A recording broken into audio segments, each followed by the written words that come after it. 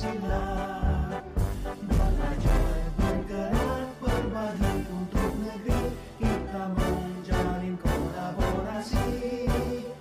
Belajar bergerak berbagi untuk negeri, demi bakti pada Ibu Pertiwi.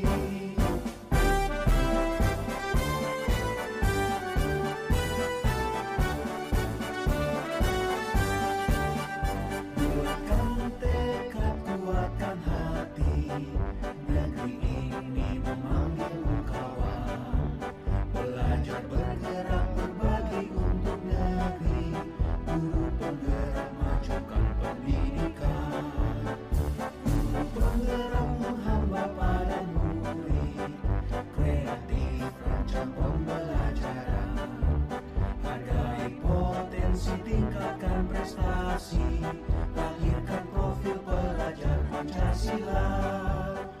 Belajar bergerak berbagi untuk negeri, kita menjalin kolaborasi.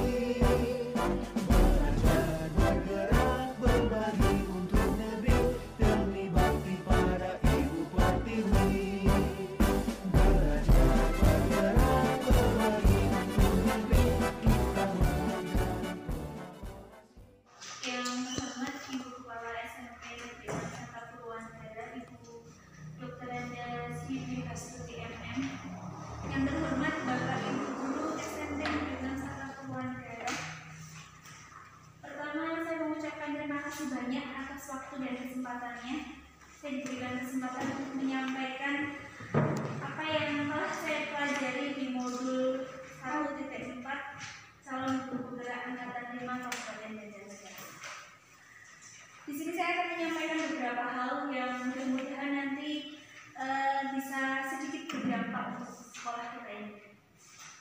Temanya di sini, materinya adalah tentang budaya positif. Sebenarnya apa yang ada di materi ini sudah kita laksanakan semua, hampir kita laksanakan. Hanya saja kalau seperti saya, oh ternyata kegiatan seperti itu namanya ini toh. Oh ternyata ini namanya peraturan, ini namanya hukuman, ini namanya penghargaan. Dan ada satu istilah baru di situ yang saya pelajari tentang restitusi. Dalam budaya positif ada 6 tema yang saya pelajari. Pertama tentang disiplin positif dan nilai-nilai kebijakan. Yang kedua tentang teori motivasi. Yang ketiga tentang kebutuhan manusia, keyakinan kelas, 5 restitusi kontrol, dan yang terakhir adalah segitiga restitusi.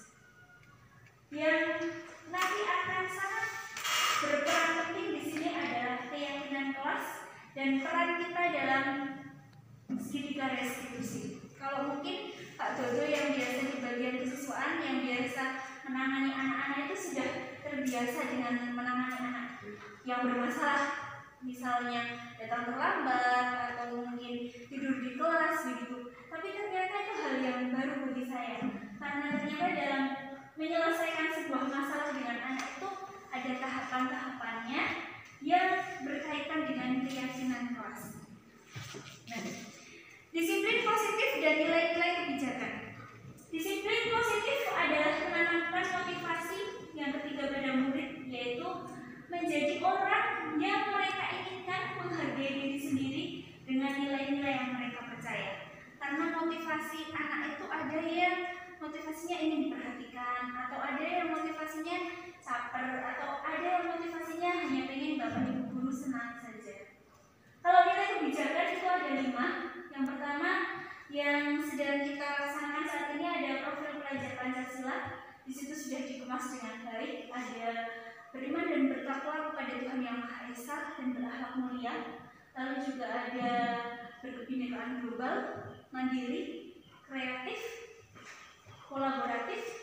Kalau yang IDO Primary Years Program itu berkaitan dengan toleransi.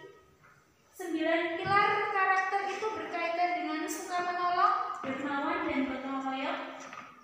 Petunjuk seumur hidup itu berkaitan dengan keterampilan hidup dan petunjuk hidup. Dan yang terakhir, proyek nilai-nilai kebijakan itu berkaitan dengan rasa peduli, rajin, dan integritas. Nah, di sini ada, seperti yang saya sampaikan tadi, ada beberapa beberapa motivasi, ada hukuman dan penghargaan. Motivasi itu ada untuk menghindari ketidaknyamanan atau hukuman. Jadi anak melakukan sesuatu supaya tidak dihukum begitu. Yang kedua, motivasi untuk mendapatkan imbalan atau penghargaan dari orang lain. Dan yang ketiga, motivasi untuk menjadi orang yang mereka inginkan dan menghargai diri sendiri dengan nilai-nilai yang mereka percaya. Seperti yang disampaikan Ibu Kepala Sekolah kemarin, ternyata sudah tidak ada lagi hukuman dan penghargaan. Dan ternyata betul memang Ibu, hukuman dan penghargaan itu ternyata juga dampaknya luar biasa bagi anak-anak. Disiplin terbagi menjadi dua, yaitu disiplin dalam bentuk konsekuensi dan disiplin dalam bentuk restitusi. Nah, ini di sini ada satu tabel. Hukuman itu sesuatu yang menyakitkan harus terjadi karena melakukan satu kesalahan jadi harus dihukum. Kalau konsekuensi itu si anak sudah tahu kalau itu memang terjadi karena suatu konsekuensi. Yang ketiga adalah restitusi. Restitusi merupakan pilihan. Selanjutnya, nah, Alfiko itu pernah mengemukakan baik hukuman maupun penghargaan adalah cara mengontrol perilaku seseorang yang menghancurkan potensi untuk pembelajaran yang sesungguhnya. Jadi kadang saya pernah berpikir, oh anak-anak kalau dikasih hadiah mereka termotivasi untuk lebih baik lagi. Kalau misalnya sekarang dikasih dompet apa pasti bisa lebih baik lagi. Tapi ternyata tidak. Karena dampak baik dari hukuman maupun penghargaan itu ada beberapa dampaknya. Pengaruh jangka panjang. Nanti si anak itu akan bergantung pada kita. Oh kalau sama Bu itu nanti dikasih bintang loh. Kalau sama Pak itu enggak. Jadi setiap orang kan punya karakter sendiri-sendiri. Ternyata itu untuk memotivasi pengaruh jangka panjangnya cukup lumayan. Yang kedua, penghargaan tidak efektif. Jika tidak mendapatkan penghargaan akan kecewa dan biasanya tidak akan berusaha keras seperti sebelumnya. Kalau tidak dapat penghargaan itu kecewa, aduh kok bukan saya ya yang dapat ya, seperti itu. Penghargaan merusak hubungan di mana menciptakan persaingan. Persaingan menciptakan persaingan. Jadi di sini bisa merusak hubungan penghargaannya. Dia dapat hadiah, saya tidak. Dia dapat bintang, saya tidak. Jadi ada muncul persaingan yang negatif. Penghargaan mengurangi ketepatan. Penghargaan menurunkan kualitas. Misalnya ada satu anak bisa menulis puisi, kan kreatif begitu ya. Mbak, Mas, kamu puisinya bagus, tak kasih hadiah. Belum tentu nanti ketika dia menulis puisi lagi itu puisinya jauh lebih bagus. Malah kadang anak yang nggak dikasih hadiah malah jauh lebih bagus puisinya. Menurunkan kualitas. Penghargaan mematikan kreativitas.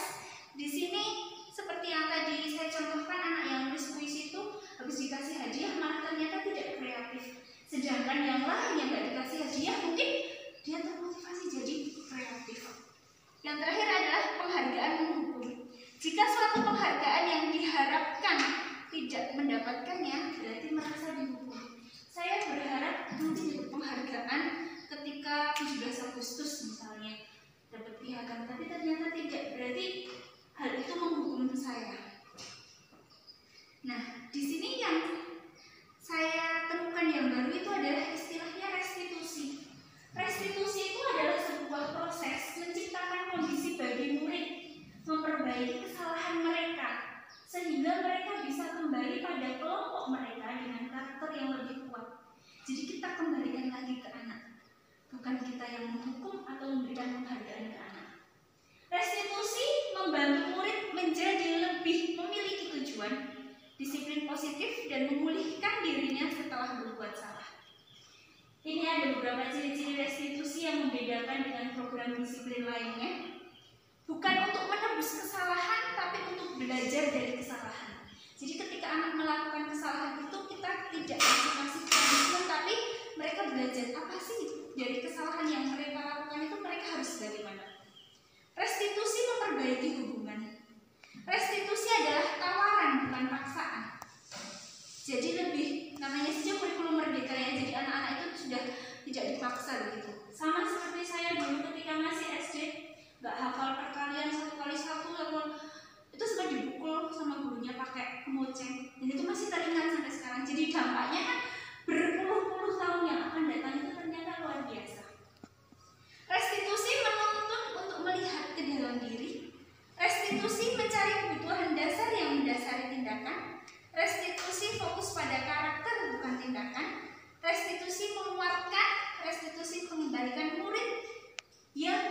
berbuat salah pada kelompoknya.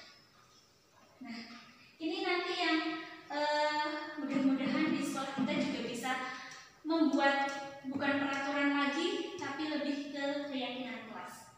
Keyakinan kelas itu seorang akan lebih tergerak dan bersemangat untuk menjalankan keyakinannya, karena kita sudah yakin ya, oh ya ini keyakinan kelas kita, daripada hanya sekedar mengikuti serangkaian peraturan tanpa makna. Pembentuk keyakinan kelas atau sekolah biasanya kalau ini saya buat kesepakatan kelas khusus bahasa Inggris saja. Jadi saya sama anak-anak sepakat kalau jam bahasa Inggris kita seperti ini, walaupun kadang kalau di sini kan ada active and group discussion gitu, walaupun kadang yang aktif ya beberapa anak saja, tapi paling nggak mereka sudah aktif. Ini kesepakatan kelas beda dengan keyakinan kelas. Kalau keyakinan kelas itu yang terlibat seluruh bapak ibu guru sivitas akademika sekolah dengan si anak itu. Mungkin nanti kalau di lingkungan sekolah ada keyakinan sekolah, jadi keterlibatan antara bapak ibu guru dengan seluruh siswa, apa saja keyakinan kelasnya. Biasanya kalau keyakinan kelas itu bersifat lebih abstrak, bisa berupa pernyataan universal. Pernyataan keyakinan kelas dibuat dalam bentuk positif. Keyakinan kelas hendaknya tidak terlalu banyak sehingga mudah dipahami, sederhana tapi konsepnya simpel tapi menyeluruh. Semua warga kelas berkolaborasi meninjau kembali keyakinan kelas dari waktu ke waktu.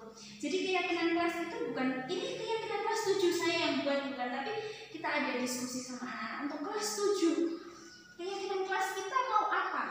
Nah, di sini ada contohnya. Ini contoh keyakinan kelas 7. Hormat, berarti semua anak itu meyakini bahwa sangat penting untuk menghormati semua dan barang milik orang lain. Ternyata menghormatinya itu tidak hanya sekedar hormat dengan orang yang lebih tua, ternyata juga menghormati barang milik orang lain.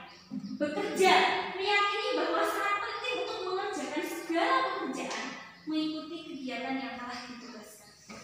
Diterima dan dimiliki, meyakini bahwa sangat penting untuk merasa diterima pada suatu kelompok dan saling peduli satu dengan yang lain. Jadi kalau kita sama-sama diterima dan dimiliki, insya Allah tidak akan ada bullying di kelas. Agar semua warga kelas dapat memahami setiap pernyataan yang telah tercantum, maka di awal pembelajaran, jadi di awal tahun, harusnya kita sudah buat keyakinan kelas. Paling tidak ya nanti di semester ini kelas kita sudah ada keyakinan kelasnya. Ini contoh hormat tadi ya. Hormat itu datang tepat waktu yang terlihat. Hormat itu menyapa dengan teman dan guru setiap hari. Jadi kita pilih hormat tapi lingkupnya menyeluruh.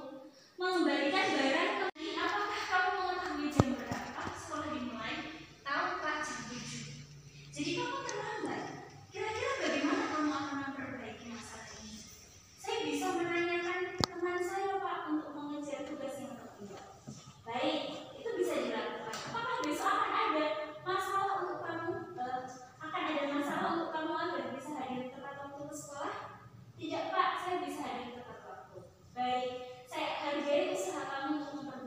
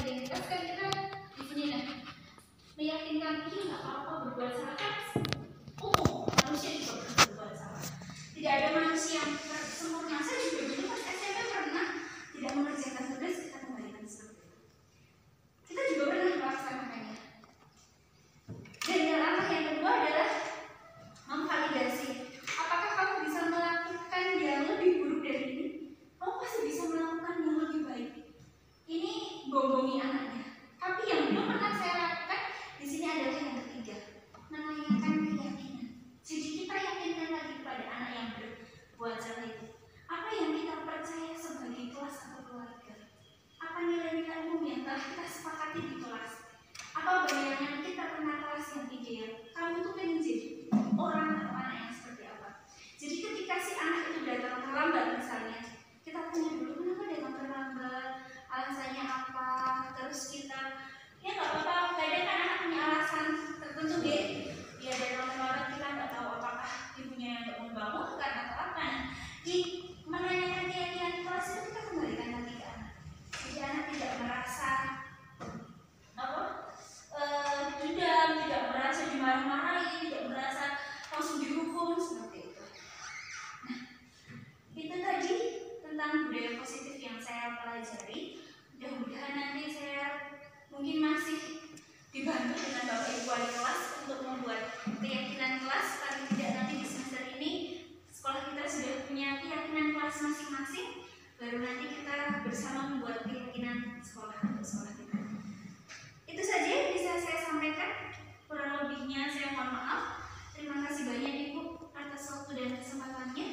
Saya akhiri. Wassalamualaikum warahmatullahi wabarakatuh. Waalaikumsalam warahmatullahi wabarakatuh. Terima kasih Bapak Ibu. Mungkin sebelum kita akhiri barangkali ada yang ingin ditanyakan. Karena saya juga masih belajar, barangkali nanti itu nanti bisa dengan Ibu. Barangkali ada yang mau ditanyakan.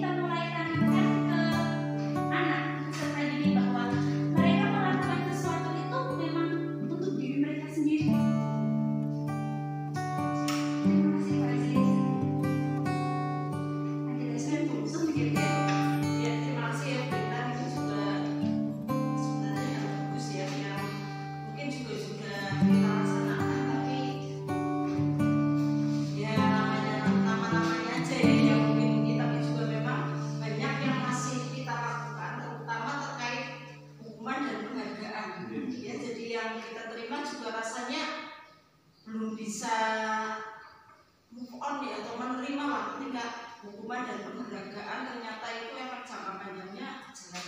Ya.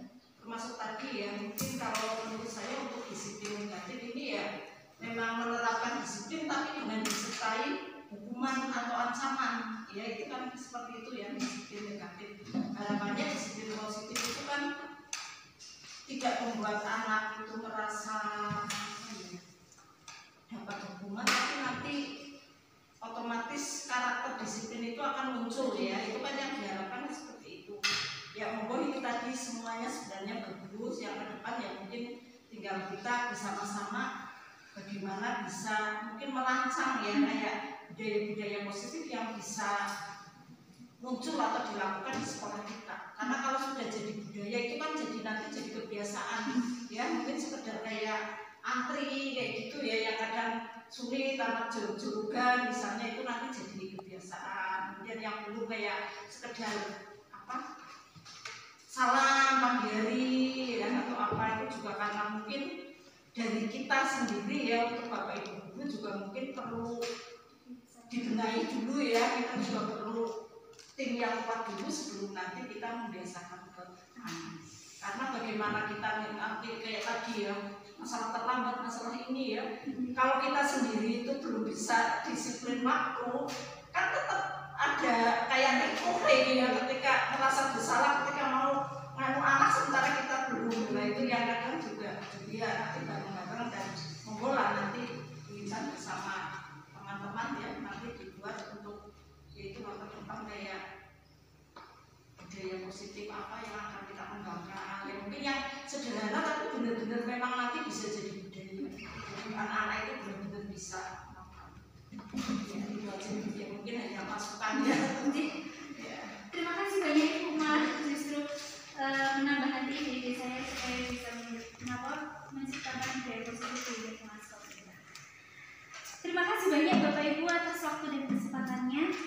Mohon maaf. Oh iya Pak Dodo, monggo. Aduh saya jadi grogi kalau ditanya. Ini bukan pertanyaan, cuma sedikit apa ya? Sharing aja juga informasi atas materi yang disampaikan Bu Intan pada kesempatan kali ini. Seperti yang disampaikan oleh kepala sekolah, bahwasanya di Guru Merdeka ini kita tidak ada hubungan atau penghargaan. Ya, ini saya yang terlibat secara langsung sering dengan anak karena ya, beberapa tahun belakang itu menjadi bagian dari apa ya yang sering kita hadapi. Tadi yang disampaikan Mbak Intan bahwasanya yang menerima itu manajerial itu memang penting sekali Bu, yang memang itu dari kita. Cuma terkait dengan hukuman dan penghargaan, kita kembalikan lagi motivasi anak atau peserta didik di lingkungan kita dengan mungkin di lingkungan yang agak itu yang agak menjadi motivasi kita untuk lebih kuat lagi dalam menerapkan kita sebagai manajerial. Karena anak datang dari rumah yang dari kita dengan yang dari bawah itu kebanyakan anak yang di sini itu kebanyakan itu tuntutan. Kebanyakan tuntutan bukan karena kesadaran dari hatinya untuk melanjutkan sekolah, tapi kebanyakan tuntutan dari orang tua untuk melanjutkan sekolah, bukan karena mereka itu datang ke sekolah saya butuh belajar, tapi karena tuntutan dari orang tua. Contohnya yaitu masih banyak siswa di sini yang tidak berangkat sekolah tanpa alasan. Artinya kita setiap hari pasti ada ditemukan anak nggak berangkat, kita tanya alfa, kita tanya tidak informasi ya. Itu yang jadi beban kita untuk lebih berat lagi terus terang dibanding dengan yang menjauh sekolah di bawah, walaupun SMP 1 SMP 2 itu malah justru lebih untuk mengendalikan seperti itu, untuk terkait dengan hukuman dan penghargaan itu lebih bisa, kita malah justru lebih berat. Itu seperti itu karena kesadaran dari anak untuk terkait pendidikan belajar itu lebih rendah. Mungkin itu Bu. Terima kasih. Terima kasih banyak Pak Dodo. Memang kondisi sekolah seperti ini terus motivasi belajar anak juga kurang. Nanti mungkin kita bisa mensiasati dengan cara-cara khusus. Kalau pakai speed 3 restitusi nanti belum berhasil, mungkin kita pakai cara-cara yang lain. Karena kalau yang namanya motivasi buat belajar itu kalau bukan dari diri anak sendiri itu memang susah. Mau dorongan, berbagai dorongan apapun memang susah. Nanti mudah-mudahan kita bisa melakukan kunjungan atau mungkin kita bisa melakukan trik-trik yang lain supaya anak itu bisa termotivasi untuk belajar lebih giat lagi. Terima kasih Bapak Ibu atas waktu dan kesempatannya. Mohon maaf apabila ada banyak kesalahan jadi mengganggu jam istirahat Bapak Ibu. Saya akhiri. Wassalamualaikum warahmatullahi wabarakatuh. Waalaikumsalam.